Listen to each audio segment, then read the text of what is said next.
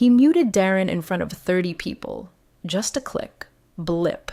And suddenly the most experienced infrastructure analyst in the company went silent, while Corey Manning, all shiny cufflinks and daddy's confidence, grinned through his teeth like he'd just discovered gravity. "Appreciate the feedback, Darren," he said, ignoring the muted icon beside Darren's name. "But let's keep this meeting focused on forward momentum, yeah? Not, server closet nostalgia." I was on the call, watching, listening, feeling my stomach twist like it always did when Corey opened his mouth. Most folks just pretended to take notes while he steamrolled the agenda with buzzwords and digital delusions. But Darren?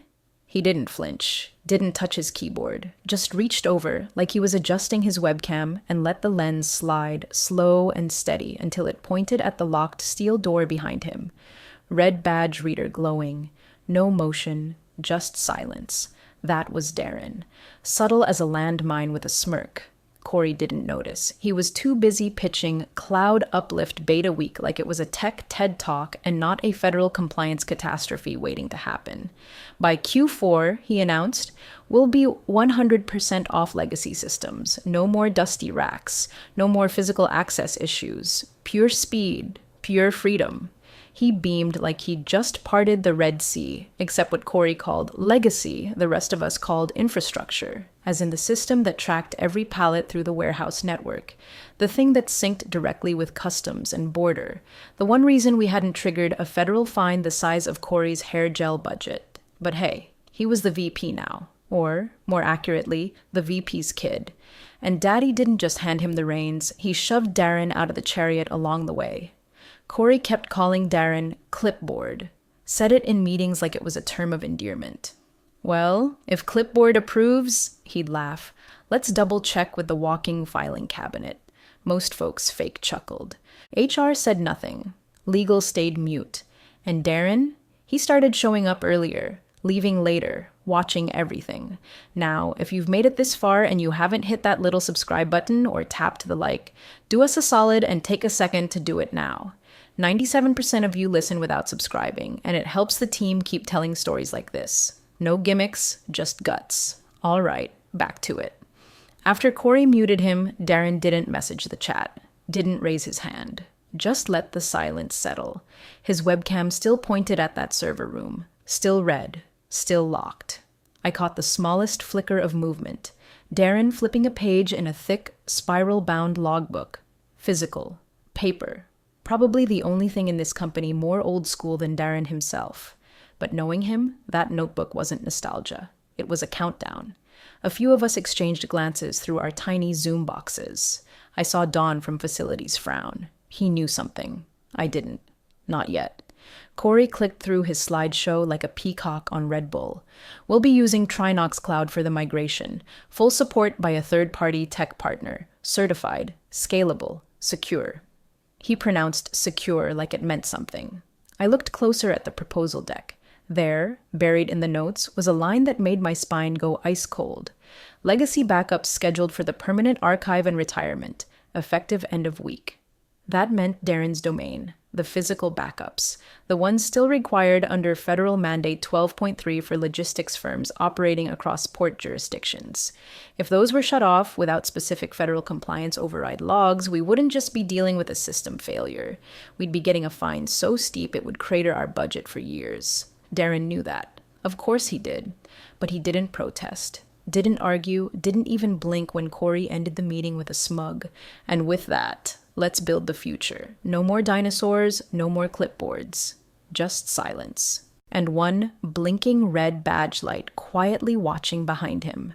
By Friday, Corey was calling it the Great Shed.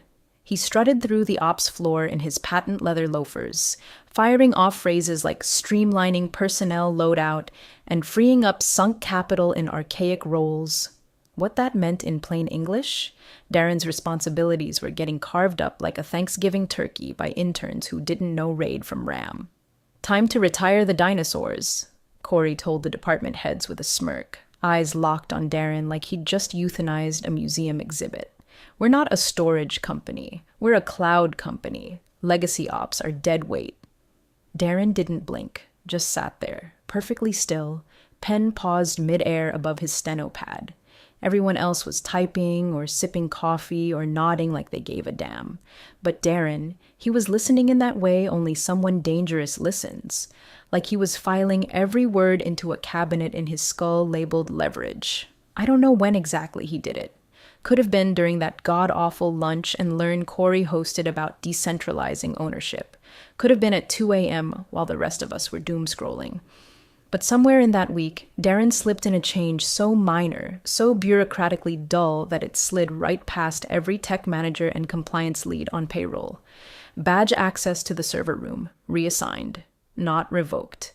That would have triggered a cascade of notifications and approvals. No, he kept his own credentials quiet, still active but inactive. But real access? The kind that actually opens doors, pings the back-end lock system, and registers on the internal audit log. That now belonged to someone nobody had even heard of, Mia Torres. Not on Slack, not on the org chart, not on the quarterly birthday cake list or the Welcome Wednesday onboarding newsletter. Mia existed only in the internal facility logs, and even there, she was buried deep under a vague initiative called Continuity Audit Pilot, CAP-12B. The only reason I caught it was because I'd been nosy.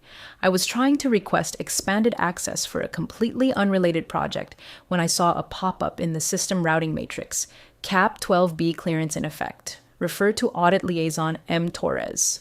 I clicked, expecting a dead link. Instead, I got a clean internal badge ID tied to one room, Sub-Level 3, Core Systems. That was the server room. I stared at the screen for a while. My heart started pounding in that slow, unnatural rhythm it gets when your instincts scream that something big is under the floorboards. But nobody's talking about it. Darren had planted a ghost. When I casually brought it up to IT, they shrugged. Must be one of those compliance shadows, said Mark, the guy who thought Wi-Fi worked better if you blew on the router. Legal has a bunch of those now, backdoor audits or something. Why is she not on the org chart? Mark clicked through a few tabs. Says here she was onboarded manually, direct placement, under Darren. Under Darren? He glanced at me, frowning. Weird, right? Dude's basically phased out. Clipboard doesn't even show up to stand-ups anymore. But that's where everyone was wrong. Darren wasn't phased out. He was phasing us. The next morning, Corey sent out a mass email with a PDF titled Legacy Infrastructure Deprecation Timeline. The subject line, Out with the Old. The body? A dozen bullet points about storage dumps, rack removals, data migration windows, and third-party stewardship. Translation. Corey was gutting the heart of the company's logistics grid and handing it off to Trinox Cloud, a vendor I wouldn't trust to handle a vending machine's backend. What caught my eye wasn't the timeline. It was the footnote. All on-prem infrastructure access suspended pending clearance from CloudOps. There was no mention of continuity. No Mia, no badge override protocols. Corey didn't even know what he was erasing. He thought he was wiping dust, but he was deleting compliance anchors with the grace of a wrecking ball and the legal foresight of a toddler with a chainsaw. And Darren? He didn't argue, didn't protest. He just started coming in a little earlier, leaving a little later. And one afternoon, I watched him pass by Corey's glass office. Corey didn't look up, but Darren paused, just for a beat. Long enough for me to catch it. That flicker in his eyes, not anger, not even insult. It was calculation. The badge reader lit up red again. Third time that week. Carl from IT support slammed his palm against the wall beside the server room and cursed under his breath. Still locked out. This is, what? The fifth access denial. We're not even trying to break in, just run diagnostics. What the hell's going on? He looked around like someone would have an answer, but nobody did, because the one person who could answer wasn't talking, and the one person who wasn't allowed in the room. Darren sat at his old desk, 2 monitors glowing, a thick manila folder slowly growing fatter by the hour beside him. Most people thought he'd checked out after Corey gutted his team and handed his domain to Trinox Cloud. They were wrong. Darren hadn't checked out. He'd checked in to every violation, override, and undocumented protocol change Corey had made in his glittery march toward transformation. He didn't announce anything, didn't CC the board or call HR or grandstand in meetings like Corey. He just began compiling. The binder started as a log, minor discrepancies, approval bypasses, and notes on badge permissions rerouted through non-standard hierarchies. But by Thursday, Darren was printing email chains, screenshotting Slack messages, cross-referencing internal compliance mandates with actual system behavior. He had 3 sections already. Redundancy protocols disabled without notation. Third-party access granted without NDA or SOC2 confirmation. Violation of Mandate 12.3 physical access, chain integrity. I saw him add a 4th. System modifications without CI/CD audit sync. He highlighted Corey's name 5 times on that page alone. Down in the warehouse, shipments were stalling. A customs clearance freeze hit port 3B. The sync between inventory logs and outgoing manifests was misfiring, which meant pallets that should have been scanned out were stuck in limbo, and customs had started pinging our legal office with flagged requests. No one had answers. Everyone had excuses. Corey's excuse? It's temporary latency, growing pains. Old systems are dragging us down. Once we're fully on Trinox Cloud, all this disappears. He said it loud and proud during a Friday meeting, waving a laser pointer at a line graph that made no sense to anyone but him. Meanwhile, IT support was running around like blind mice with blunt scissors. They couldn't access the physical servers, couldn't roll back the last build, couldn't even confirm the data integrity of what was left on-prem because someone, G, who could it be, had scrubbed the backup schedule and migrated it to a Trinox dashboard that refused to load half the time. I walked past Darren's desk that afternoon. He wasn't typing. He was printing. Dozens of pages, page after page, sliding into a new tabbed binder labeled simply Escalation Prep.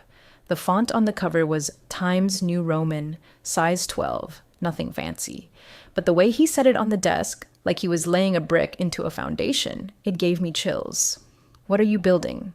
I asked softly. He didn't look at me, just flipped another page. "A timeline," he said, "one they can't rewrite." That night, Carl tried again to enter the server room, still denied. He texted the security lead, she confirmed. Badge clearance changed last month. Single assignee access only. Carl asked who. No response. Corey didn't care. He was already setting up a press call to announce the final leg of our legacy transition. I saw the script. He called it a necessary evolution, said the old system was unscalable, insecure, and riddled with compliance inefficiencies. Funny, the only inefficiency we had was him. And Darren, he was still quiet, still folding documents, still writing short notations in the margins like he was preparing a case for the Supreme Court. Because in a way, he was. Just not in a courtroom, in a boardroom, with silence for a gavel. The first desync hit Port C around 10:47 a.m. By 11:12, the warehouse floor at Port A reported that their outbound pallet scans weren't matching the digital manifests. Port B didn't even notice at first, until a customs agent flagged a truck full of what should have been medical sensors as undocumented dietary supplements. Corey tried to downplay it, of course. Latency issues, he kept muttering. Just a little hiccup while the new system syncs. Except every time someone asked for access to the backup logs or tried to roll back the last Trinox Cloud patch, the screen returned the same dead-end error. Permission denied, local physical access required. By noon, Corey was pacing in front of the server room like a toddler denied juice. He'd brought 2 IT interns, his executive assistant, and for reasons still unknown, a guy from HR holding a clipboard and a walkie-talkie. Corey slapped his badge against the reader once, then again, then 5 more times. Red, red, red. Denied, denied, denied. "This is my floor," he shouted, eyes darting between the interns. "I'm the goddamn vice president of ops. Why can't I open my own server room?" The interns didn't know whether to speak or evaporate. HR stammered something about facilities and overrides, but Corey was already yanking out his phone, yelling at someone in security to run a full access trace. Now. That's when someone, I think it was Jolene from legal, suggested they loop in Darren. Corey scoffed at first. Why would Clipboard know anything? He's not even on the Cloud Ops rollout. He's obsolete. But 5 minutes later, Darren was sitting across from us in the glass-walled war room, his steno pad in front of him, hands folded. Corey leaned over the table, practically vibrating. What did you do to the server room? Darren looked at him, calm as ever. Nothing. Then why? Corey stopped, clenched his jaw. Then why can't I access it? Darren reached into his pad, pulled out a single printed sheet, slid it across the table. Check the access list. Corey snatched it, expecting a full rundown of authorized personnel, but there was only one name on it. Mia Torres. No Corey, no Cloud Ops, no one from facilities, just one analyst no one knew, with a line item stamped, Continuity Audit Pilot, CAP-12B, Sole Custodial Access. Corey's face went red. Who the hell is Mia Torres? Darren didn't answer.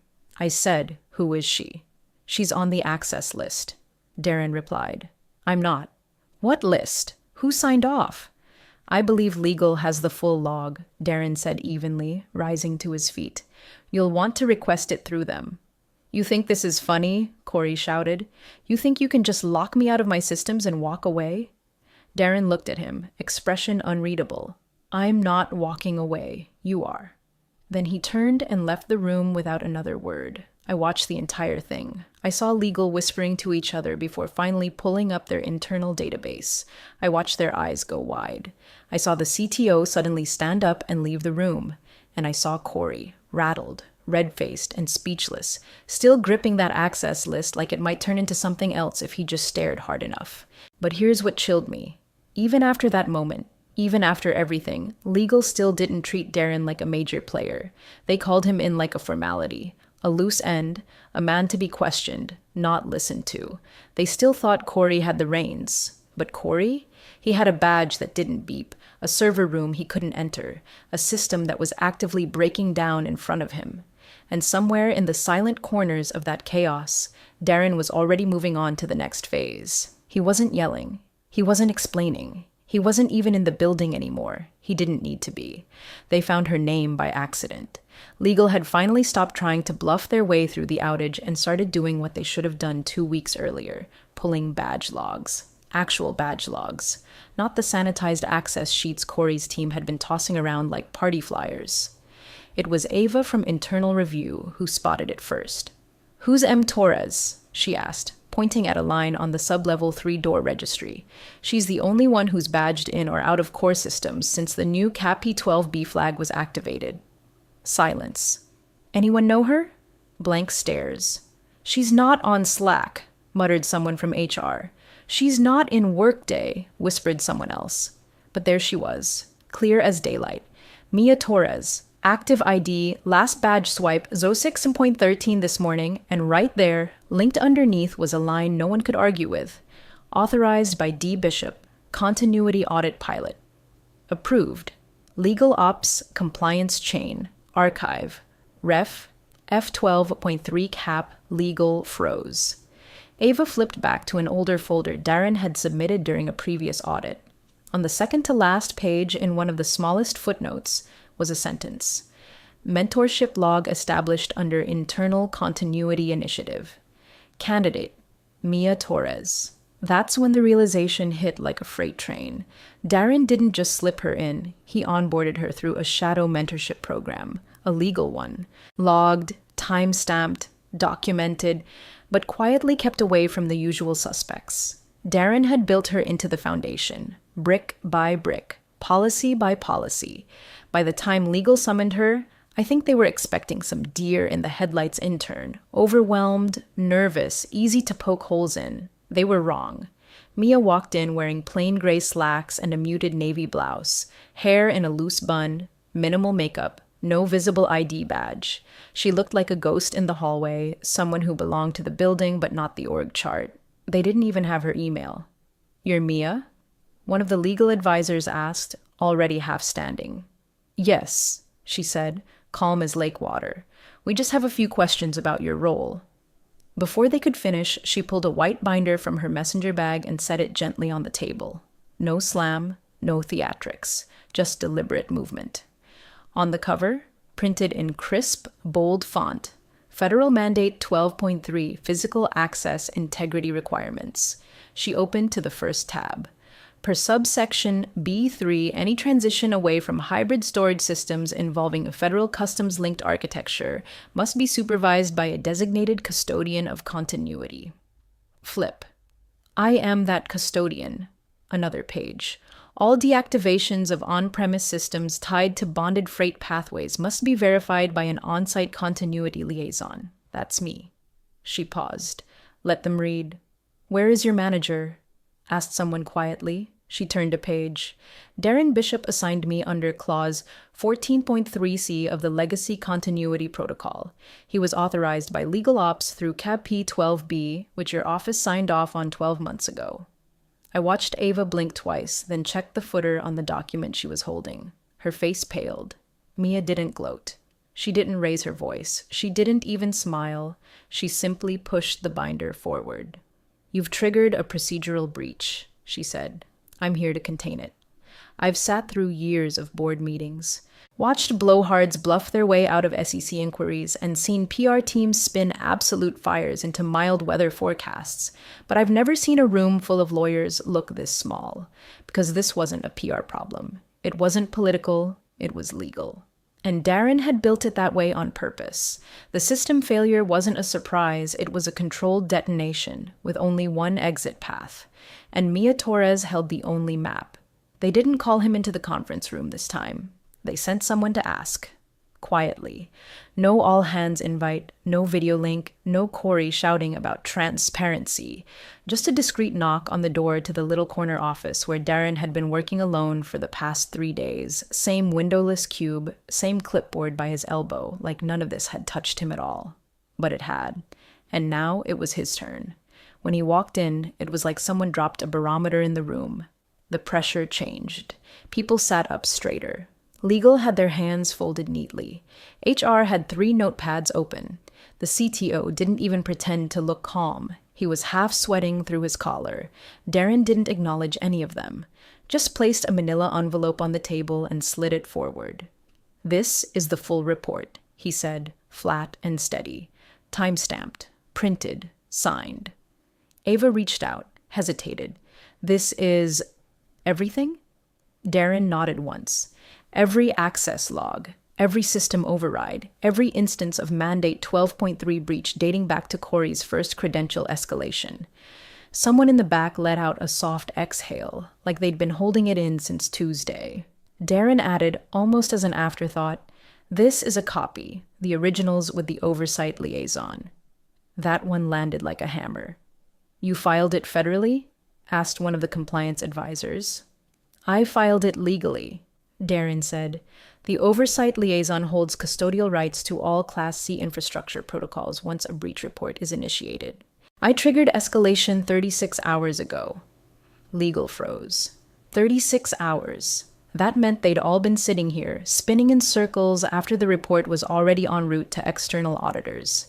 Darren hadn't just protected himself. He'd put the entire company on a collision course with a federal audit, and he'd done it with surgical precision. Then the door banged open.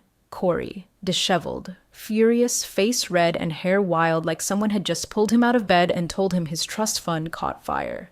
What the hell is this? He barked, slamming a folder down onto the table. You can't just appoint some random intern and lock me out of my own infrastructure. Do you even know what this looks like to investors? No one answered. He turned on Darren. You smug little. This is a stunt. You've been sabotaging the migration since day one. What? You mad because we left your dinosaur rack in the basement? Darren didn't flinch, didn't look up, just pushed another sheet forward. This one signed, notarized, marked, Internal Mandate Exception Clause, Custodial Override. I submitted this the day your cloud vendor failed its first continuity stress test, he said. You approved the bypass without reading it. Corey's mouth opened, but nothing came out. The company lawyer leaned toward HR, voice low but crystal clear in the quiet room. We may need to suspend him. They weren't talking about Darren. Corey spun around. You're seriously entertaining this? He's just bitter. He's been trying to undermine the rollout for months. The CTO stood up. I never approved the deactivations, he said softly. That was your signature. Corey looked at him like he'd just been stabbed. You said it was fine. I said it wasn't tested, the CTO corrected. You signed anyway. Ava opened Darren's report. Page 1 listed 8 deactivations with Corey's initials. Page 2 showed the latency cascade in warehouse syncs across all 3 ports. Page 3 was a single red highlighted line. Risk level, critical. Consequence, federal non-compliance audit. Estimated penalty range, 7.5 matter, 11.2 matters. HR stood. Corey, let's take a walk. He started to argue, but no one moved to back him. And Darren? He just sat there, clipboard at his elbow, calm as ever. He didn't smile. He didn't need to. 7 days later, the system still hadn't stabilized. Trinox Cloud's support team was 3 layers deep in excuses, blaming legacy interference, unexpected volume spikes, and my personal favorite, ghosted packets. But we all knew what was really happening. The system didn't recognize itself anymore. It had been gutted, hastily replaced, and stitched together with buzzwords and blind arrogance. And customs? They weren't buying any of it. By Wednesday, 3 formal notices landed in our legal inbox. Operational discrepancy detected. Non-compliance flag, port authority scan mismatch. Preliminary penalty assessment pending review. It was happening. The thing Darren had been trying to prevent, and then, once ignored, had meticulously prepared for. Corey didn't come in that day, or the next. The company sent out a flat, 1-sentence internal memo. Effective immediately, Corey Manning is on leave pending review of infrastructure compliance concerns. No signature, no explanation. The quiet that followed wasn't peace, it was gravity. Darren returned on a Thursday. No fanfare, no welcome back balloon tied to his chair. He just walked in wearing the same dark gray shirt, same pressed slacks, same ID badge that had somehow never been revoked. Facilities had already moved his desk. Top floor, west wing, 2 doors down from the board liaison. Not even near ops. That wasn't his place anymore. He wasn't operations. He was oversight. When Ava from legal handed him the new reporting structure, he barely glanced at it. You'll be reporting directly to the audit chair now, she said carefully, like she wasn't sure whether to smile or apologize. Darren didn't answer, just took the folder, opened to the 3rd page, and initialed it without a word. The CTO walked past him later that afternoon, paused, and mumbled something about being glad someone who understands the wiring is back. Still, Darren said nothing.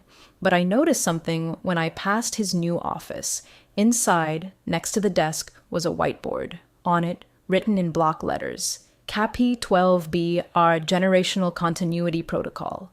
Below that, 4 names, 3 crossed out. The last one, Mia Torres. No one had assigned her. No one had tracked her. But Darren had mentored her long before Corey knew what a compliance clause even was. It wasn't an accident. It was a protocol. He had built succession in silence, architected it like he did every other system. Redundant, quiet, bulletproof. While Corey was busy showing off his new UI mockups and drone-shot promo videos, Darren was building something that didn't need cameras or applause. It just needed to work. He hadn't just prepared for failure. He'd engineered what came after. And now he was back, not to fix things for Corey, to replace what Corey had broken and ensure that no one like him ever got near the nerve center again.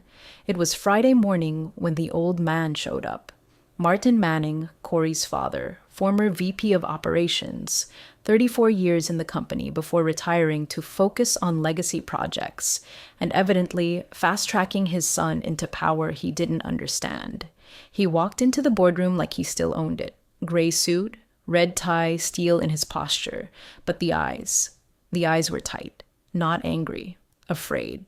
I was outside when he arrived, but I heard the tone shift through the glass. I just need 10 minutes, he said, setting down a leather-bound folder with the Manning family crest debossed on the front. I know mistakes were made, but Corey's heart was in the right place. He needs a chance to...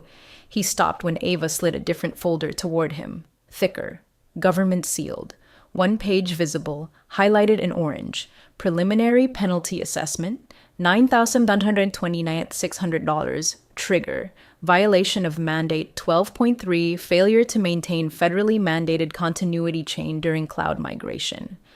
Martin stared at it like it might vanish if he blinked hard enough. Ava didn't say a word. She didn't need to. Mia was already standing beside the board's audit chair, laptop open, a single document mirrored on the screen behind them. It was the vendor policy, dated 2 years back, authored by Darren Bishop. One clause was highlighted. No cloud-based migration shall override physical continuity obligations unless explicitly documented in Section 14.7 and signed by the designated custodian of record. Mia turned to face Martin, her voice even and free of malice. Corey did not obtain that signature. He approved the vendor override himself using ops-level clearance, which is not authorized under federal logistics regulation. Martin looked like someone had drained the room of oxygen. Why didn't anyone stop him? The audit chair, a woman named Sinclair, folded her hands.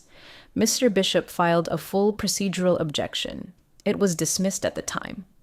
Martin shook his head slowly. There must be a way to walk this back. We're not criminals. This was mismanagement, not malice. Mia pointed to another line, one Darren had added under the same clause.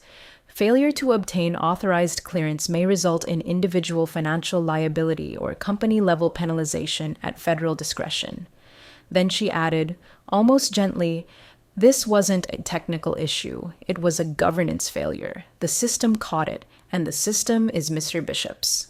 No yelling, no grandstanding, just paperwork. Perfectly indexed, time-stamped, signed. Martin didn't speak again. He stared down at the penalty notice, then at the clause, then at Mia, who had already moved on to the next tab. The board said nothing. No one defended Corey. No one even uttered his name. They didn't need to. Because in this room, Darren no longer had to argue. His name was baked into every system. His words were policy. His foresight was the firewall. Corey had spoken with bravado and broken things. Darren had written quietly and made them unbreakable. The new office had no windows, but the door was reinforced steel with a magnetic deadbolt that hummed when it locked. Inside, no plants, no plaques, no clutter, just a single desk, matte black. Empty except for a notepad and a pen placed dead center, parallel, precise. Darren stepped inside and closed the door behind him. He didn't speak. He didn't pause to savor the moment. He simply walked across the room, straight to the wall opposite the desk, where a single frame had been mounted. Not a diploma, not a trophy, a document. Framed behind museum-grade glass, the original access badge assignment form for Sub-Level 3. One name. Mia Torres.